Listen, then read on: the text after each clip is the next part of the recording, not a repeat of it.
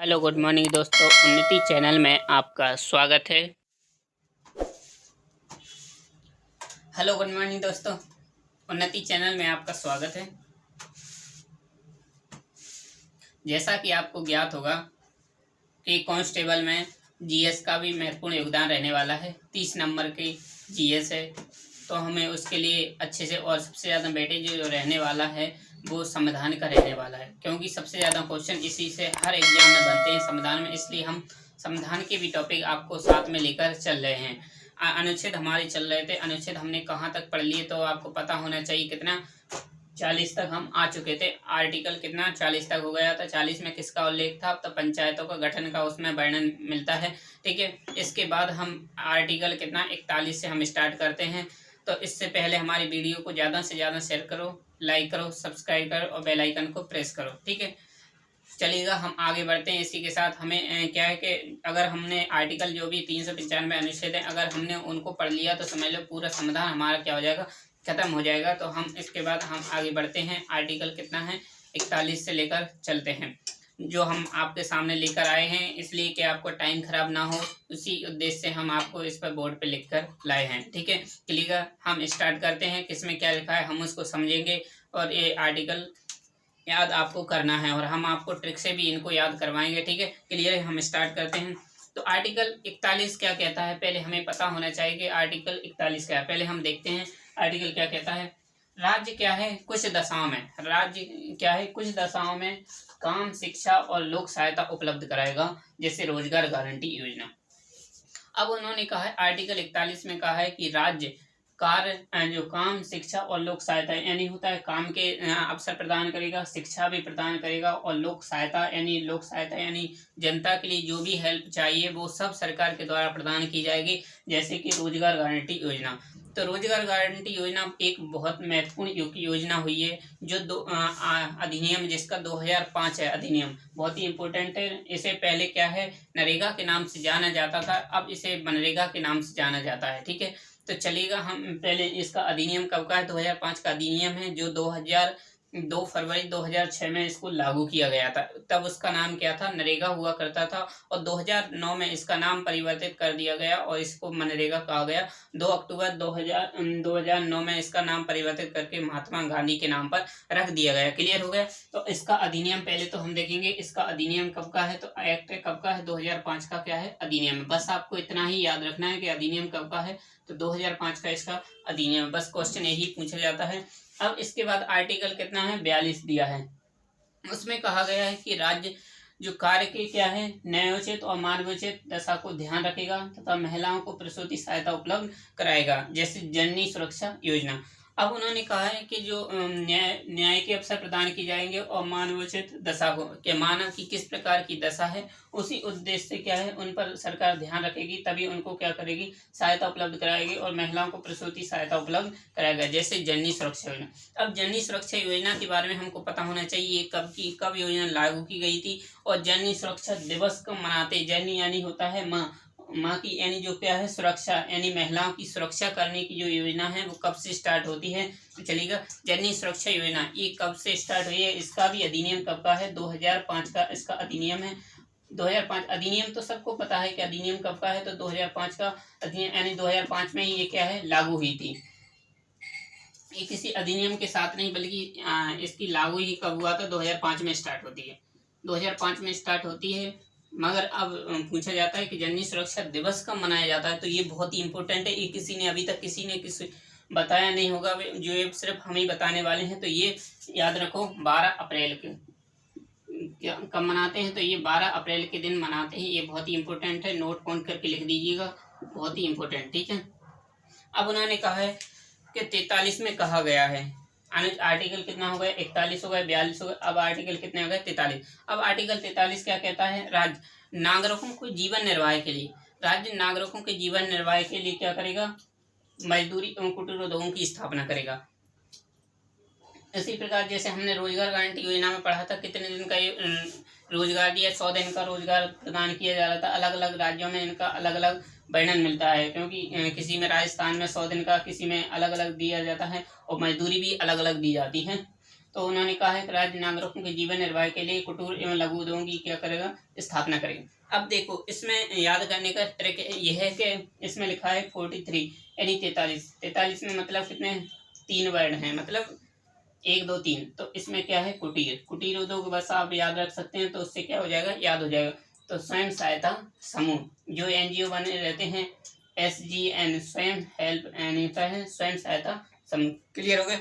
अब उसमें जैसे हमारा 43 आर्टिकल स्टार्ट हो गए, अब आर्टिकल आता है 44।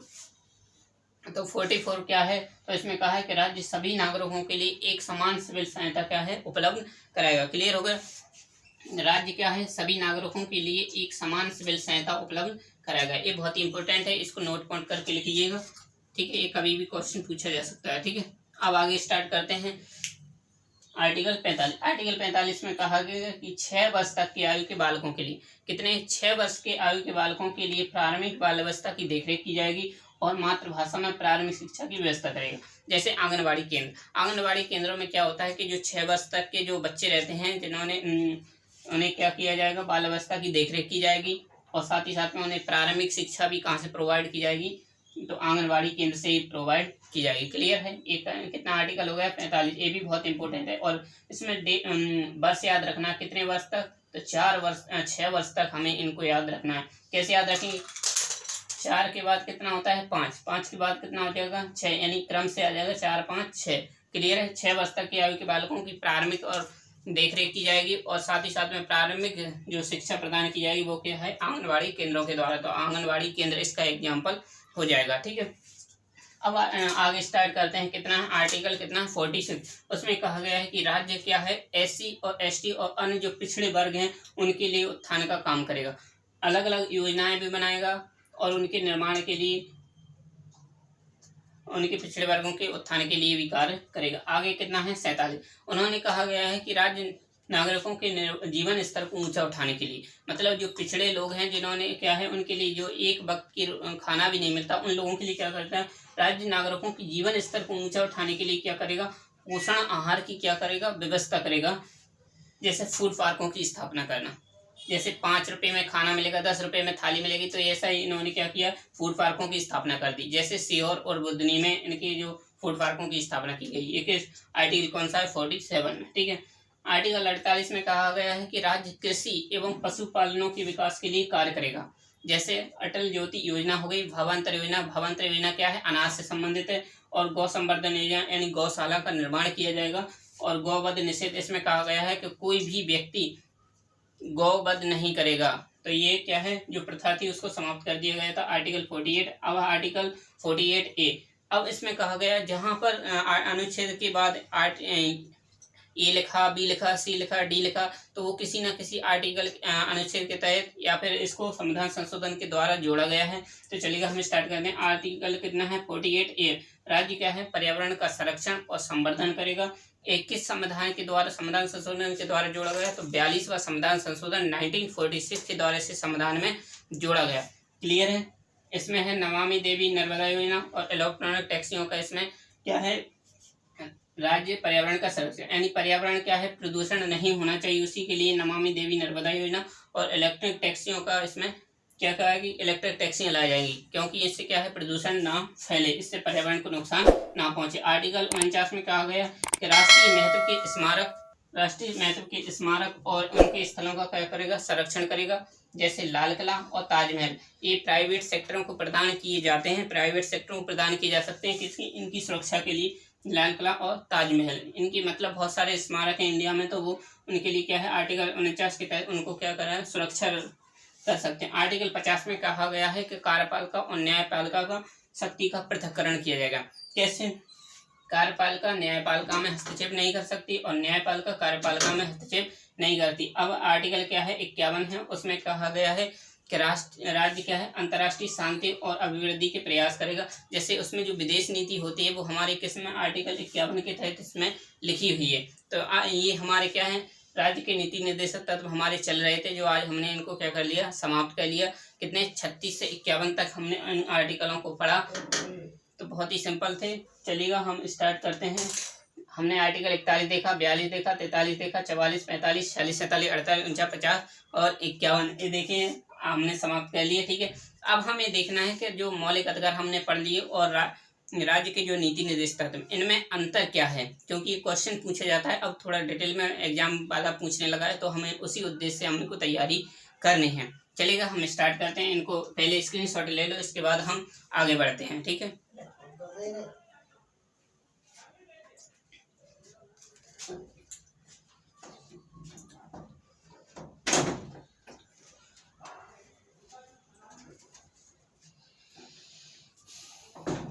क्लियर है, आगे बढ़ते हैं।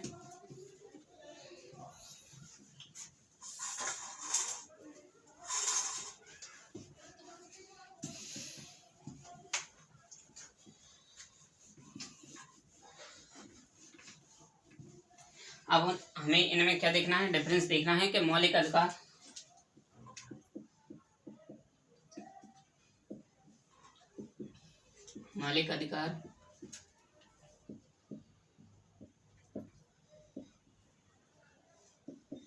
राज्य के नीति निर्देशक तत्व, इनमें क्या करना है, डिफरेंस देखना है। और डिफरेंस पूछा जाता है, क्वेश्चन एग्जाम वाला क्या कैसे कैसे पूछता है, पहले तो हमको ध्यान से देखना है। ठीक है, कि जो मौलिक अधिकार है वो कहाँ से लिए गए और राज्य के नीति निर्देश तत्व कहाँ से लिए गए हैं, इनके बारे में हमको पढ़ना है। तो जैसे मौलिक अधिकार है, मौलिक अधिकार कहाँ से लिए गए हैं, तो ये यूएसए से लिए गए, संयुक्त राज्य अमेरिका से लिए गए। जबकि राज्य के नीति निर्देश तत्व कहाँ से लिए गए, आयरलैंड के संविधान से लिए गए हैं। क्लियर है। अब उसमें कहा गया है कि जो मौलिक अधिकार होते हैं, मौलिक अधिकारों की जो प्रकृति होती है, क्या होती है, न्यायोचित होती है। मतलब न्यायालय में अगर इनके जो उल्लंघन होता है तो आप कहाँ सुप्रीम कोर्ट में जा सकते हैं।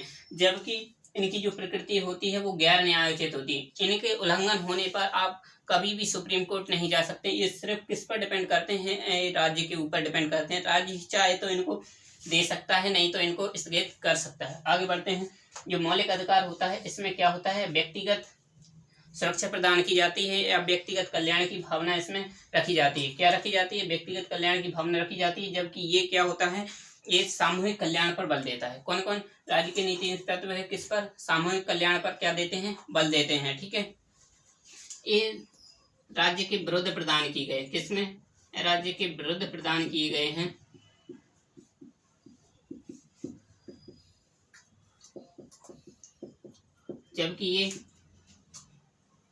जबकि ये राज्य के लिए प्रदान किए गए।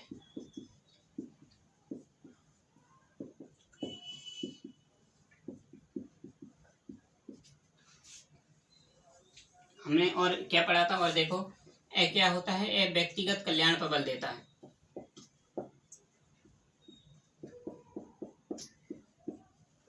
व्यक्तिगत कल्याण पर बल देता है। जबकि राज्य के नीति निर्देश तत्व किस पर देते हैं, सामूहिक कल्याण पर बल देते हैं।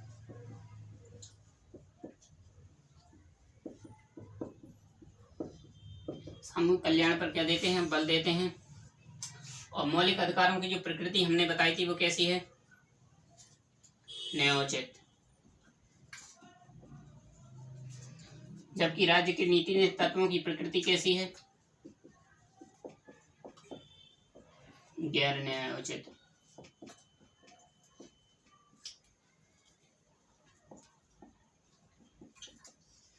ठीक है, चलिएगा। आज हमने क्या है, संविधान के कुछ टॉपिक हमने पढ़े हैं और इनका अंतर भी हमने देखा कि मौलिक अधिकार क्या है, राज्य के नीति तत्व क्या है। तो चलिएगा, हम कल क्या है, भाग 4 का हम स्टार्ट करेंगे। भाग 4 तक हमने पढ़ लिया और कल हम क्या भाग 4 का स्टार्ट करेंगे। भाग 4 में क्या लिखा है, तो मौलिक कर्तव्य लिखे हुए, मौलिक कर्तव्य कहाँ से लिए गए हैं वो हम पढ़ेंगे। और कितने मौलिक कर्तव्य वर्तमान में हैं, पहले प्रारंभ में कितने मौलिक कर्तव्य को जोड़ा गया था। पहले प्रारंभ में मौलिक कर्तव्य संविधान में नहीं हुआ करते थे, इन्हें किस संविधान संशोधन के द्वारा इन्हें जोड़ा गया। इसमें प्रारंभ में कितने हमारे मौलिक कर्तव्य थे और बाद में कौन सा 11वें नंबर का कौन सा कर्तव्य जोड़ा गया और कब जोड़ा गया, ये सब हम आपको कल डिटेल में पढ़ाने वाले हैं। चलिएगा, जुड़ने के लिए शुक्रिया। चलिए कल मिलते हैं। इससे पहले हमारी वीडियो को लाइक करो, शेयर करो, सब्सक्राइब करो, बेल आइकन को प्रेस करो, जिससे सबसे पहले नोटिफिकेशन आपको ही मिले। चलिएगा, कल इसी समय फिर मिलेंगे। जय हिंद।